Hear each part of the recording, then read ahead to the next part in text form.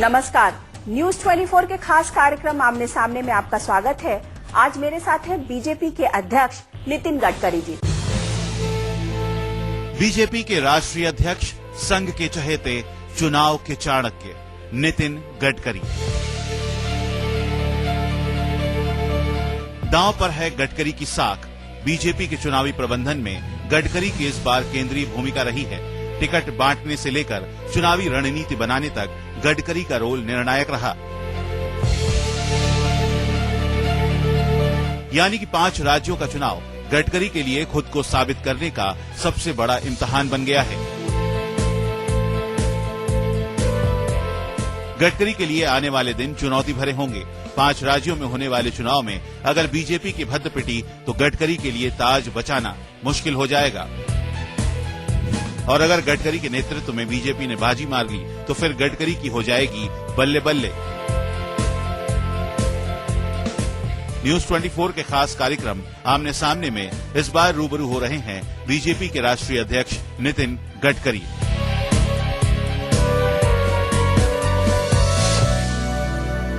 Welcome to the show. नमस्कार। गडकरी जी आजकल नए लुक में आ गए हैं। आपने 18 किलो वजन कम कर लिया है। ये बताइए कि यूपी का इलेक्शन नितिन गडकरी के लिए अग्नि परीक्षा या लिटमस टेस्ट है या नहीं?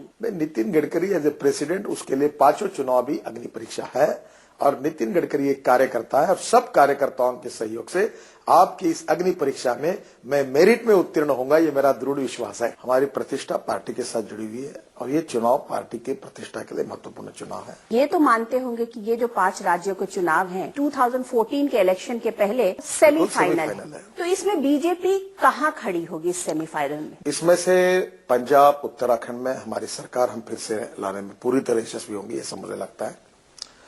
गोवा में हम फिर से एक बार हमारी सरकार लाएंगे, वहां जीत हमारी निश्चित है। मणिपुर में वैसे हमारी ताकत इतनी बड़ी नहीं है, पर इस बार कांग्रेस विरोधी सरकार बनेगी और उसमें हमारी भूमिका महत्वपूर्ण होगी। अब रही बात उत्तर प्रदेश की। उत्तर प्रदेश देश का सबसे महत्वपूर्ण प्रदेश है और 80 लोकसभा उत्तर प्रदेश से आती है और उत्तर प्रदेश में 2 पार्टियों के बीच में मुकाबला नहीं है। यहाँ 4 पार्टी खड़ी है। कांग्रेस है, समाजवादी पार्टी है, बहुजन समाज पार्टी और भारतीय जनता पार्टी है। मुझे ऐसा लगता है कि आज की स्थिति में हम निश्चित रूप से नंबर 1 की ओर जा रहे हैं और अगर इसी प्रकार में चुनाव में अगर हमको अवसर मिलते रहेंगे और हमारी ताकत बढ़ती रहेगी तो हम लोग निश्चित रूप से मेजोरिटी तक जा सकते हैं। देखिए, ये सारी बातें आपने ना एक पार्टी अध्यक्ष के नाते बताई। असलियत लोग ये कह रहे हैं कि बीजेपी जो है ना वो नंबर 3 और 4 की लड़ाई लड़ रही है, इसीलिए उसका टारगेट वो कांग्रेस ही है। देखिए, हम लोग 3 और 4 की लड़ाई नहीं लड़ रहे हैं। मैं आपको इतना ही कहना चाहूंगा कि उत्तर प्रदेश में अगर 28%, 32% भी वोट मिल जाएंगे तो हम 200 सीटों के ऊपर जाएंगे। और जिस प्रकार से कुछ विषयों के कारण हमारे लिए अनुकूलता बढ़ी है, विशेष रूप से ये जो धर्म के, मजहब के आधार पर जो आरक्षण की बात हुई है, जो हमारी संविधान अनुमति नहीं देता, तो ऐसी स्थिति में मैंने कांग्रेस पार्टी और समाजवादी पार्टी से एक सवाल पूछा है कि आप 9% आरक्षण अगर दोगे तो बढ़ तो नहीं सकता, तो 50% में से शेड्यूल कास्ट या ओबीसी आप किसका काटोगे?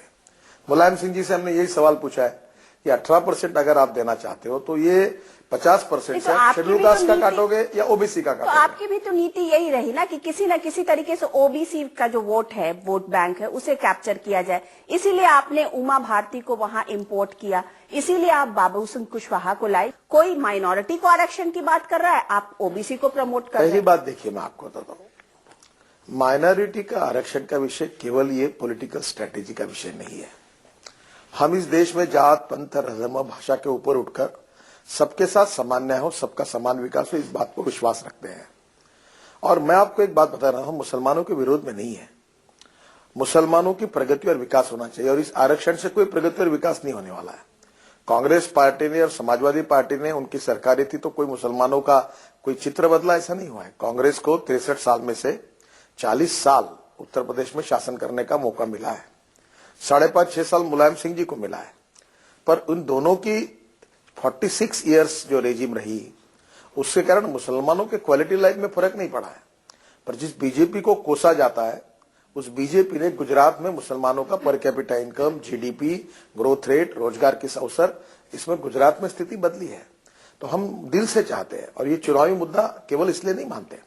पर एक बात जरूर है, अगर एक पार्टी ने गलत नीति अगर अपनाई और जो संविधान में नहीं है फिर भी वोट बैंक पॉलिटिक्स के लिए अगर उस बात का उपयोग करके लोगों को गुमराह करने की कोशिश की तो उस बात का विरोध करने का हमारा अधिकार है और बात हम लोगों के सामने कह रहे हैं। अच्छा, ये बताइए कि जैसे खंडूरी आपके लिए जरूरी हो गए, वैसे ही आज नारा लग रहा है कि उत्तराखंड में खंडूरी जरूरी है और यूपी में उमा भारती मजबूरी है, ऐसा है क्या? उमा भारती की कोई मजबूरी नहीं है और उमा भारती कोई इंपोर्ट हुई लीडर नहीं है। उमा भारती देश की नेता है और उन्हें सही जवाब दिया राहुल जी को कि आपकी माताजी अगर इटली से आकर अगर उत्तर प्रदेश में चुनाव लड़ सकती है तो उमा भारती तो मध्य प्रदेश और उत्तरी सीमा पर जिले से आती है। तो मतलब ये मान लिया जाए कि उमा भारती भाजपा की सीएम कैंडिडेट है? नहीं, ये तो मैं पहले कह चुका हूं कि भाजपा का सीएम कैंडिडेट जो होगा, ये तो आप नहीं, वो जो विधायक चुनकर आएंगे वो नेता को चयन करेंगे। लेकिन आपका वरद हस्त तो उमा भारती के ऊपर है, ये कहिए। मेरा वरद हस्त कलराज मिश्र जी के ऊपर है,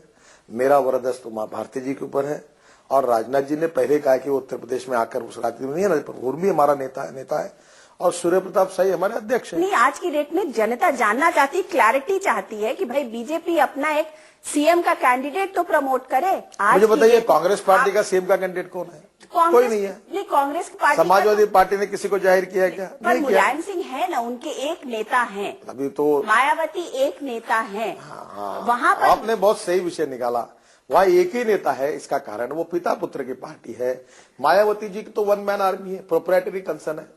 अध्यक्ष भी वही, संविधान भी वही, पदाधिकारी भी, चाहे मंत्री भी ऐसे बैठे रहते, कब हकालती कब रखती।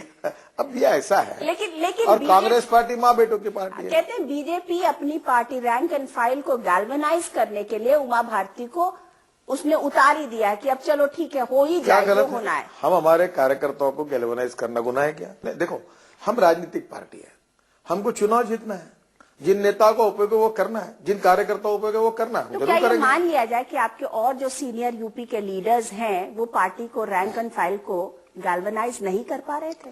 देखिए, पहली बात ऐसी है कि एक व्यक्ति की जो गैल्वेनाइज करने की ताकत है, अगर वो है, इसका मतलब दूसरे लोगों की नहीं, ऐसा नहीं होता। देखो, ये पार्टी कार्यकर्ताओं की पार्टी है, ये माँ बेटों की, पिता पुत्र भाई स्नुषा ऐसी पार्टी नहीं है। ये वन मैन आर्मी नहीं है, प्रोप्राइटरी कंसर्न नहीं है, ये लोकतांत्रिक पार्टी है।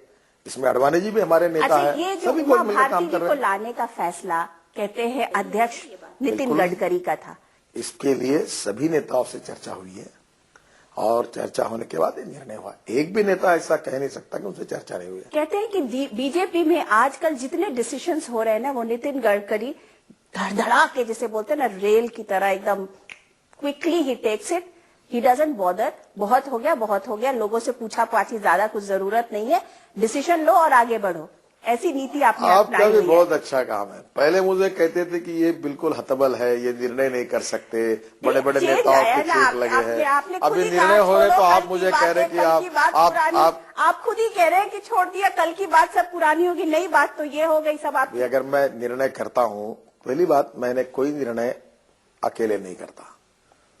हाँ, निर्णय ओन करता हूँ। कुशवाहा जी का निर्णय होगा, वो भी मैंने कम से कम प्रमुख लोगों से, उत्तर प्रदेश के लोगों से, कुछ प्रमुख यहाँ के लोगों से चर्चा की थी, पर मैं उसको ओन करता हूँ, मैं डरता नहीं। और अध्यक्ष के नाते मेरी जिम्मेदारी होती है कि सबकी राय लेकर। अच्छा, ये बताइए, कुशवाहा जी के प्रकरण पे आपने नाम लेके बताइएगा, अडवाणी जी से चर्चा की थी, उनकी राय ली थी, जेटली जी से ली थी, सुषमा जी से ली थी? क्योंकि कहा यह जा रहा है कि उसके बाद जो बवाल मचा, जो पार्टी में जिस तरीके का हंगामा मचा, तो लोगों ने ये कहा कि भाई अध्यक्ष ने निर्णय लिया, हम क्या करें? देखिए, पहली बात ऐसी है कि मैं किसी का नाम लेकर नहीं बात करूंगा, इसका कारण वो उचित नहीं होगा। ये मैं आपको इस बात को स्वीकार करता हूं कि समझो मैंने 100 निर्णय किए, तो मैं ये क्लेम नहीं करूंगा कि 100% निर्णय मेरे सही है। और जो निर्णय मैंने सबसे चर्चा करके भी किए, तो वे अध्यक्ष के नाते उसका दायित्व मुझे लेना पड़ेगा और मैं उस लेने के लिए हिचकिचाहट नहीं करता। और एक आधे निर्णय को अगर ऐसा लगता है, अगर कुछ मैं ये दावा नहीं कर सकती 100% निर्णय सही होंगे। लेकिन क्या आपको लग रहा था कि कुशवाहा जी को लेने के बाद इस तरीके का हंगामा बरपेगा? कहा तो ये भी जा रहा है कि अडवाणी जी ने ये कहा कि जो मैंने भ्रष्टाचार के खिलाफ जो रथ यात्रा निकाली थी, उसकी हवा निकाल दी गई। आपको किसने कहा है? खबरें आ रही। खबरें आने का सवाल नहीं उठता, क्योंकि देखो, गॉसिप फिल्मों में चलता है, गॉसिप राजनीति में चलता है। मेरा आपसे दरखास्त है जिस बात की क्रेडिबिलिटी है, जो न्यूज सही है, उसको जरूर चलाइए, उनको पूछिए। आज ये जो बात आप बताएंगे ना कि वे नाराज है, वो नाराज है, वो ये लोकतांत्रिक पार्टी है और निर्णय सबके मन के नहीं हो सकते, या एक आधे निर्णय में कम ज्यादा भी हो सकता है। उनको लेने का सामूहिक निर्णय था, तो फिर उनको ओन अप करना चाहिए था। देखिए, पहली बात ऐसी है कि कुशवाहा जी ने खुद होकर सुमोटो ये कहा है कि मेरे ऊपर जब तक मेरा निर्दोषत्व सिद्ध नहीं होता तब तक मैं पार्टी की सदस्यता को स्थगित रखता हूं। उन्होंने क्या करिए उसे खत्म किया। तो 10 दिन बाद उन्होंने किया, उसी दिन तो मुझे बताइए, कुशवाहा जी का जब लेने का निर्णय हुआ था तब न उनके ऊपर घर पे रेड पड़े थे, न उनके ऊपर एफआईआर दर्ज हुआ अभी तक। आखिर मुझे बताइए कि मीडिया में आपने न्यूज में किसी को एक बार आरोपी तय करना, वकील भी आप, जज भी आप और सब निर्णय भी आपका, ये कैसे चलेगा? क्या परसेप्शन पर राजनीति चलेगी क्या? देखिए, आपको एक बता दो, अभी तो वो जो आप सारे निकाले हुए लोगों को क्यों ले रहे? बीजेपी इतनी स्ट्रांग पार्टी रही है, बीजेपी का अपना खुद का इतना इम्पोर्टेंट वेयर विथ हॉल है, तो उसमें फिर कुशवाहा जी जिनको मायावती ने निकाल दिया, उनको आप क्यों लेके आए? पहली बात ऐसी है कि हमने हमारी पार्टी छोड़े हुए कितने लोग हैं समाजवादी पार्टी, बहुजन समाज पार्टी में, आपको पता है? तो क्या ये माना जाए कि बीजेपी ऐसी गंगा है जिसमें सब नहा लें फिर सब साफ हो जाएंगे? देखिए, पहली बात आप समझ लीजिए, कुछ लोगों के बारे में जिनके ऊपर मर्डर का आरोप नहीं है, 302 नहीं है, रेप का आरोप नहीं है और वो अच्छे लोग हैं, तो हमने उनको लेने के बारे में सोचा है। गडकरी जी, ये बताइए कि आज चूंकि इतना ज्यादा पानी बह गया कुशवाहा जी को लेने से लेके आज तक में काफी दिन निकल गए, ऑन अ सीरियस नोट आपको लगता है कि एज द पार्टी प्रेसिडेंट आपसे ये गलती हो गई? मैं अध्यक्ष हूं और मैंने कभी दावा नहीं किया कि मेरा 100% निर्णय योग्य है या अयोग्य है। काम करने वाला आदमी जो रास्ते पर चलता ही है तो कभी उसका एक्सीडेंट होता ही है, इसका मतलब चलना बंद करो ऐसा नहीं होता। क्या ये माने कि ये एक्सीडेंट हो गया था? नहीं, ये एक्सीडेंट नहीं है। देखो, मैं आपको फिर बता रहा हूं, उत्तर प्रदेश की कास्ट पॉलिटिक्स जो लोग समझते हैं उन्होंने भी इस विषय के अध्ययन करके अपने मत प्रदर्शित किए। दूसरी बात, कुशवाहा जी को आज ही आपने गुनहगार दर्ज कर दिया, उनके ऊपर अभी तक एफआईआर दर्ज नहीं हुआ है। और मुझे एक बात बताइए, जब तक कुशवाहा को दबाव बना था वो कांग्रेस में आए, तब तक कुशवाहा ईमानदार था। और जिस दिन कुशवाहा ने भारतीय जनता पार्टी के, मैं उसी दूसरे दिन तुरंत उसके घर पर सीबीआई के रेड मारना, यही सीबीआई है जिसने भ्रष्टाचार के केस में मायावती और मुलायम सिंह जी के बारे में 2 बार एफिडेविट बदला है और ये सब पॉलिटिकलाइज हो रहा है। मुझे लगता है अगर कुशवाहा दोषी होंगे तो सजा पाएंगे, अगर भ्रष्टाचारी होंगे तो जरूर उनको सजा होगी, पर मुझे लगता है इसको समय देना चाहिए, उसके बाद ही उसका पोस्टमार्टम करना चाहिए। अच्छा, ये क्या कहा जा सकता है कि Nitin Gadkari has come in his elements as the party president now? He takes his calls, आप खुद अपने सारे डिसीजंस लेते हैं, आप उन डिसीजंस को स्टैंड बाय करते हैं। देखो, एक बात मैं आपको बता दूं, ये दिल्ली में इमेज पॉलिटिक्स भी बहुत इंपॉर्टेंट है। मैंने कभी इमेज पॉलिटिक्स नहीं की, मैं अपने मस्ती में जीता हूं। मुझे क्या परिणाम होते हैं मुझे इतना ही मालूम है। मैं सबसे सलाह मशवरा करता हूं, चर्चाएं करता हूं। हाँ, एक बात अलग है कि एक बार मुझे जो सलाह 4, 5, 10 लोगों से अलग अलग मिलता है तो मुझे उसका निर्णय कुछ करना पड़ता है। तो मैं सबके मर्जी से निर्णय होता है ऐसा मैं नहीं कहता, मैं सलाह मशवरा करता हूं। कोई निर्णय मेरे हाथ से कोई सही भी होंगे, एक आधा गलत भी हो सकता है, क्योंकि ये ह्यूमन एरर है, पर मैं पार्टी के हित में निर्णय करता हूं। और कभी कभी मुझे लगता है कि जो भी निर्णय पार्टी के हित में है, जिससे पार्टी का फायदा होगा, वो निर्णय कोशिश करते रहता हूं। अच्छा, अगर ऐसी स्थिति बनती है कि बीएसपी और बीजेपी का कोई कॉम्बिनेशन उत्तर प्रदेश में बनता हो, तो क्या बीजेपी मायावती को सपोर्ट करेगी, बीएसपी को सपोर्ट करेगी? देखिए, हम कभी नहीं करेंगे। चुनाव के पहले और चुनाव के बाद आप एक काम करो, मेरा ये अच्छा रिकॉर्डिंग कर लो, अगर गलती से हमारी अलायंस हुई तो आप दिन भर ये आपके टीवी पर दिखाना। मैं आपको बहुत जिम्मेदारी के साथ बता रहा हूं, हम डायरेक्टली और इनडायरेक्टली चुनाव के पहले और चुनाव के बाद बहुजन समाज पार्टी और समाजवादी पार्टी से कोई सहकार्य नहीं करेंगे। पर आपको एक बात बता देना चाहता हूं, बहुजन समाज पार्टी और समाजवादी पार्टी कांग्रेस के साथ मिली हुई है। जब कांग्रेस पर दिल्ली में अविश्वास प्रस्ताव आया तो यही बहुजन समाजवादी पार्टी है, मायावती जी है, जिन्होंने कांग्रेस पार्टी का समर्थन किया। यही मुलायम सिंह जी जो अपने सांसदों लेकर बहिर्गमन करके बाहर निकल गए। पब्लिक अकाउंट्स कमेटी में जो कांग्रेस पार्टी अड़चन में आई तो यही समाजवादी पार्टी है जो कांग्रेस की मदद के लिए दौड़ी, और यही बहुजन समाज पार्टी जो कांग्रेस की मदद की। एक मिनट मेरा सुन लीजिए। और आपको और एक बात बताना चाहता हूं, कांग्रेस भी इनको बहुत दोस्ती निभाती है। जब इनके ऊपर सीबीआई की केसेस चली, मुलायम सिंह जी और मायावती जी के ऊपर, तो सीबीआई पर दबाव लाकर यही कांग्रेस पार्टी के नेताओं ने 2 बार सुप्रीम कोर्ट में जो एफिडेविट था वो बदल दिया। देखो मैं आपको बताता हूँ, कांग्रेस तो आज ही खुले रूप से कह रही कि समाजवादी पार्टी और कांग्रेस अजीत सिंह मिलकर हम सरकार बनाएंगे। इधर कांग्रेस मुलायम सिंह जी और मायावती दोनों के सहयोग के आधार पर उधर ममता जी से टकराव लेकर दिल्ली में उनको यूपीए में शामिल करने की बात सोच रही है। देखो कांग्रेस पार्टी और ये बहुजन समाज पार्टी, समाजवादी पार्टी की नीति है कि दिल्ली में दोस्ती और लखनऊ में नूरा कुश्ती। ये नाटक से हम दूर है। हम किसी भी हालत में, किसी भी कीमत पर चुनाव में हम लोग अगर सत्ता मिली तो ठीक, नहीं मिली तो अपोजिशन पार्टी में बैठेंगे, पर हम बहुजन समाज पार्टी और समाजवादी पार्टी से डायरेक्ट इनडायरेक्टली कोई अलायंस नहीं करेंगे। लेकिन बीएसपी की जो फांस है ना, वो तो आपके लिए उत्तराखंड में भी फंसी हुई है। अगर बीजेपी की कहीं से कोई सरकार बनती है तो वो बीएसपी के ही सपोर्ट से बन पाएगी। किसने कहा आपको? मैं उत्तराखंड से आया हूँ। उत्तराखंड में भारतीय जनता पार्टी अपनी ताकत पर पिछले बार जितनी सीटें थी उससे ज्यादा सीटें हासिल करके अपनी सरकार बनाई। लोग ये कह रहे हैं कि आपका एक चैनल पर भी आया कि मोदी जो हैं वो बीजेपी के कैंडिडेट 2014 में हो सकते हैं, ये सही है क्या? पहली बात तो ऐसी है कि नरेंद्र मोदी, अडवाणी जी, सुषमा जी, अरुण जी, डॉक्टर जोशी जी, राजनाथ सिंह जी, ये हमारे बहुत सब कद्दावर नेता हैं और प्रधानमंत्री होने की काबिलियत इनमें सब में है। लेकिन एक बात बताइए, 2014 के लिए आपका चेहरा कौन है? देखिए हम एक बार नहीं, अब 25 बार यही सवाल पूछा। सही है, यही सवाल आपसे पार्टी अध्यक्ष से पूछा जाएगा, क्योंकि अभी तक लोग अडवाणी जी को ये नेता मानते थे, अब उस पर एक प्रश्न चिन्ह लगा पड़ा है। देखिए मैं आपको एक बात बताना चाहता हूँ, मैंने ये बार बार कहा है कि भारतीय जनता पार्टी में प्रधानमंत्री की काबिलियत रखने वाले अनेक नेता हैं। उन नेताओं के नाम भी मैंने लिए हैं। नरेंद्र भाई भी हमारे पार्टी के कद्दावर नेता हैं। उन्होंने राज्य में अच्छा काम किया है और वो भी हमारे देश में जो हमारे 4-5-6 नेता है उनमें एक प्रमुख नेता है। और मैंने बार बार ये कहा है कि अडवाणी जी, नरेंद्र भाई, अरुण जेटली जी, सुषमा जी, डॉक्टर जोशी, राजनाथ सिंह, ये हमारे सब कद्दावर नेता है और इन सब में प्रधानमंत्री पद के लिए जो आवश्यक पात्रता है, काबिलियत है, वो निश्चित रूप से है। नितिन गडकरी भी उन नेताओं में से एक है जो कि प्रधानमंत्री के लिए के उम्मीदवार हो सकते हैं। मैं बिल्कुल उम्मीदवार नहीं हूं, मैं बनना नहीं चाहता हूं और मैं ये भी बात आप लोगों को निश्चित रूप से बताइए कि मैं इस रेस में नहीं हूं। मैं उम्मीदवार आप भी यंग हैं, आपको संघ का सपोर्ट है, आप डायनेमिक हैं, आप खूब काम करते हैं, क्यों नहीं? मैं नहीं बनना चाहता हूं। मैं अपनी पूरी शक्ति और आपने कही हुई उतनी गुणवत्ता इस पार्टी की 200 सीटें कैसे चुनकर आएगी उसके लिए खर्चा करना चाहता हूं। अच्छा ये बताइए कि 2012 के अंत में बीजेपी के अध्यक्ष का फिर से चुनाव होना है, क्या सेकंड टर्म नितिन गडकरी ले रहे हैं? मैं कौन लेने वाला हूँ, न मैं मांगने वाला हूँ। अरे आपके नागपुर से डायरेक्ट कनेक्शन है। देखिए मैं तो नागपुर का ही हूँ और आप मेरे स्वभाव को जानते हो, मैं इतना बोल्ड हूँ, मैं कोई किसी की बात के इशारे पर काम नहीं कर सकता। नहीं, इसलिए ये अहम बात हो जाती है कि जो अब अध्यक्ष बनेगा वो 2014 के लिए कहीं ना कहीं कैंडिडेचर में रहेगा। देखिए इसका निर्णय पार्टी के शीर्षस्थ नेता मिलकर करेंगे और जहां तक मेरा सवाल है, मैंने कोई एक्सटेंशन मांगा नहीं है, मेरी कोई इसके बारे में। पर अगर मिलेगा तो आप ना करेंगे या हाँ करेंगे? पहली बात है, मुझे अभी तक किसी ने कहा भी नहीं है।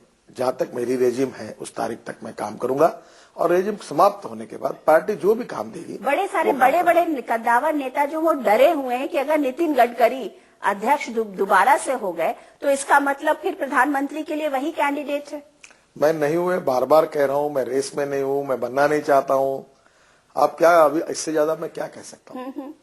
देखिए मैं आपको एक बात बताता हूं, मैं कैसे खड़ा, मैं थोड़ा सा एक थोड़ा सामान्य टाइप का व्यक्ति हूं। एक मीडिया में महाराष्ट्र में मुझे बार बार बताया, मैं जो कॉन्स्टिट्यूंसी चुनकर आया हूं उसमें 2.5 लाख वोटर्स हैं ग्रेजुएट्स के, तो वो भी 2.5 लाख यानी विधानसभा से भी बड़ी है। तो ये चुनाव लड़े नहीं, ये चुनाव लड़े नहीं, ये चुनाव लड़े नहीं, तो मेरे को गुस्सा आ गया। तो मैंने कहा तुम चुनाव दो, अगला चुनाव लड़ लेता हूँ, देखो चलो लड़ूंगा, ऐसा कहा मैंने। तो ये बहुत प्लान से मैं कहा, मेरे मन में इसके पीछे कोई भावना थी ऐसी नहीं। अच्छा ये बताइए, एज द पार्टी अध्यक्ष आपको लगता है कि आपके जो इतने सारे सत्रप्स हैं हर जगह पे, मुख्यमंत्री लोग जो हैं, चाहे वो नरेंद्र मोदी हो या शिवराज सिंह चौहान हो, इन लोगों को के लिए अब टाइम आ गया है दिल्ली आने का कि दिल्ली में अपने झंडे गाड़े? Bharatiya Janata party democratic party है। कांग्रेस में कोई भी मुख्यमंत्री कितना भी अच्छा काम करेगा तो कांग्रेस का अध्यक्ष राहुल गांधी बनेंगे, उनको कोई मौका नहीं है। पर Bharatiya Janata party democratic party है और अटल जी अडवाणी जी के मार्गदर्शन में नीति रही कि उन्होंने हर समय नए नेतृत्व को प्रोत्साहित करने की कोशिश की है। ये जरूर जो राज्य में अच्छा काम कर रहे हैं वो लोग निश्चित रूप से केंद्र में आएंगे। आज की डेट में कहा यह जा रहा है कि D4 में अब D5 हो गया। दिल्ली 4 पहले होते थे बीजेपी के, अब दिल्ली 5 हो गए। यहाँ के जितने सीनियर लीडर्स हैं उसमें नितिन गडकरी का भी नाम आ गया। तो क्या नितिन गडकरी मानते हैं कि मैं अब बिल्कुल कद्दावर बीजेपी का नेता हो गया? देखिए, ये जितना अनुभव राष्ट्रीय राजनीति में मुझे है, मुझसे कई गुना ज्यादा अनुभव दिल्ली के नेताओं को है और मैं उनसे हर समय मार्गदर्शन सहयोग लेता हूं और मैं भारतीय जनता पार्टी का कार्य करता हूं और वो काम करने की कोशिश करता हूं। मुझे कोई कद्दावर नेता में बना ऐसा दावा भी नहीं करना है और मैं हूं भी नहीं। आपने जब अध्यक्ष का पद लिया था तब आपने कहा था कि आप बीजेपी के वोट बैंक को 10% से बढ़ाएंगे। वैसा कहीं अभी तक तो हुआ नहीं। जितने चुनाव हुए इसलिए आपने देखा नहीं। देखो, मैं आपको बताऊं, हम लोग देश भर में ये कोशिश कर रहे हैं कि अभी उत्तर प्रदेश में भी हमने नए नए समाजों को हमने जोड़ने की कोशिश की। अब पिछले बार हमको कितने परसेंटेज वोट मिला, इस बार कितना मिला, कितने सीटें आई, उसके बाद में आपको पता चल जाएगा। और दूसरी बात, बिहार में मुझे बताइए, बिहार में तो नीतीश कुमार का करिश्मा था। अब ऐसा है कि मुझे बताइए, आज हमारी पार्टी की सीटें लगभग दुगनी हुई और नीतीश कुमार जी की तुलना में हमारी बढ़त ज्यादा हुई। इसमें हमारे पार्टी का कुछ भी योगदान नहीं। उनका नेतृत्व बिहार में, ये ठीक है, पर इसमें हमारे पार्टी को इसका कोई श्रेय नहीं है। ये अन्यायकारक होगा। देखिए, हमारे कार्यकर्ता भी लगातार पार्टी का बेस बढ़ा रहे हैं और अभी दिल्ली का चुनाव होगा। देखिए, बहुत अच्छी तरह से कार्यकर्ताओं ने परिश्रम की, मेहनत की है। हम कोशिश कर रहे हैं कि जिन लोगों के मन में हमारे बारे में कंफ्यूजन है, गलतफहमी है, उसको दूर करें। तो क्या ये माना जाए कि जो तमाम और बड़े बड़े नेता हैं उनको अब नितिन गडकरी से थोड़ा डर के रहना चाहिए? एक तो आप काम भी कर रहे हैं, दूसरे संघ का भी वरदान आपके ऊपर। संघ का वरदान सबके साथ है। आपको किसने कहा कि संघ का वरदान बाकी लोगों के साथ नहीं है? संघ किसी को वरदान नहीं देता। ये तो मीडिया की चलते रहती है स्टोरी। आपके अच्छे वहाँ पे नेटवर्किंग है आपसे। देखिए, मुझे आपको वो लोग सपोर्ट करते हैं, आपकी बातों को वो लाइक करते हैं। मुझे अध्यक्ष बनाने में अडवाणी जी की भूमिका महत्वपूर्ण थी। 4 लोगों के नाम थे, उसमें अडवाणी जी, राजनाथ सिंह जी, डॉक्टर जोशी जी, सबके साथ विचार होकर उन्होंने मेरा नाम निश्चित किया। देखिए, ये इमेज वर्सेस रियलिटी वाली बात है। और एक बात जो दिल्ली की राजनीति में, जिससे मैं बहुत दिनों से अध्ययन कर रहा हूं, ग्राउंड रियलिटी वर्सेस परसेप्शन।